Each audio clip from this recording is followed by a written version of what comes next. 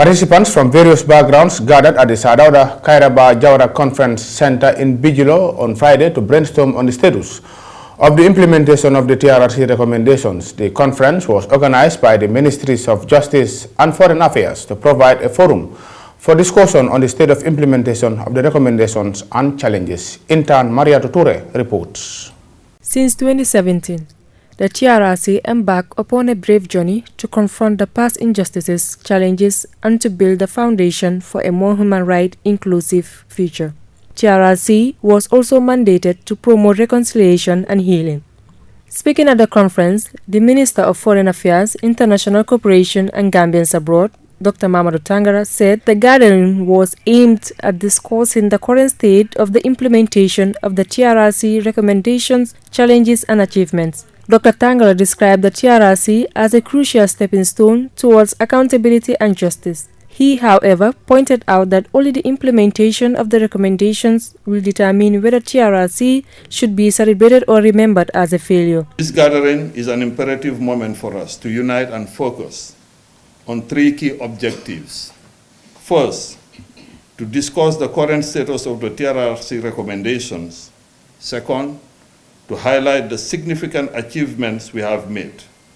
And third, to identify the ongoing challenges we face, especially in light of rising regional security and human development priorities.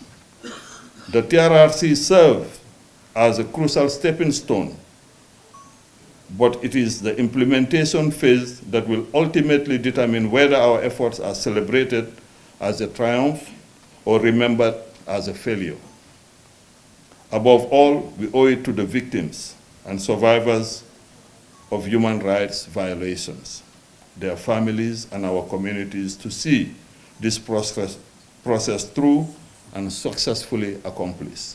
Also addressing the conference, the Minister of Justice, Dawda, stated that the conference was meant to reflect on the year 2024 and assess the progress made in implementing the TRRC recommendations. He expressed delight in the decision of ECOWAS to establish a special tribunal for the Gambia.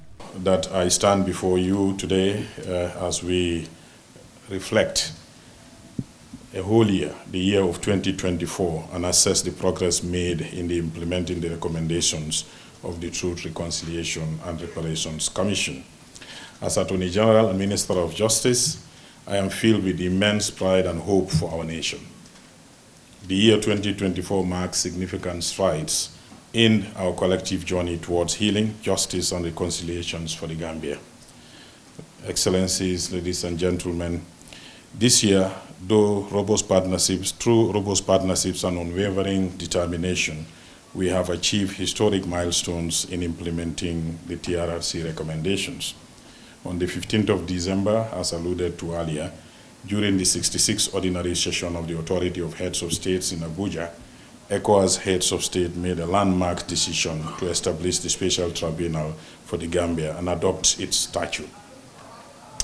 This monumental achievement, realized under the leadership of His Excellency President Adama Barrow, is a victory not only for the Gambia, but for the entire region in the fight against impunity.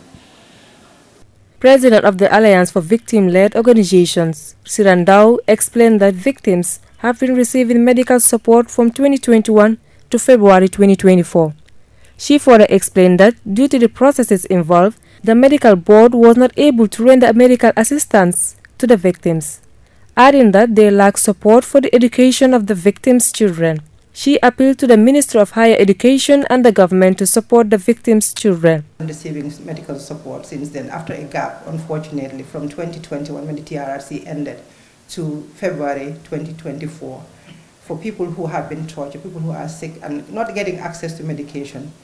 That gap has exacerbated their suffering and their pain and brought a new ailments that they now have to take care of, unfortunately. So there is the medical board has been set up, 10 million was allocated. The commission, the board eventually, after some time, received 8 million and has started work in February. One of the things I would like to highlight in that is the process. Sometimes it seems like the process is more important than people. it should be the other way around. People should be more important than the process. It took some time for the monies to reach the medical board before we start.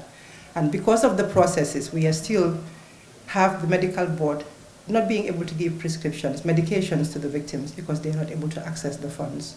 Why? Because of processes.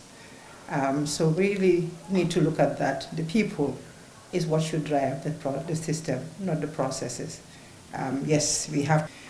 The beginning of the school year is always a difficult, and many families are distraught because we still don't have the support that has been promised for education for the students whose family members or breadwinners were killed, disappeared, or incapacitated.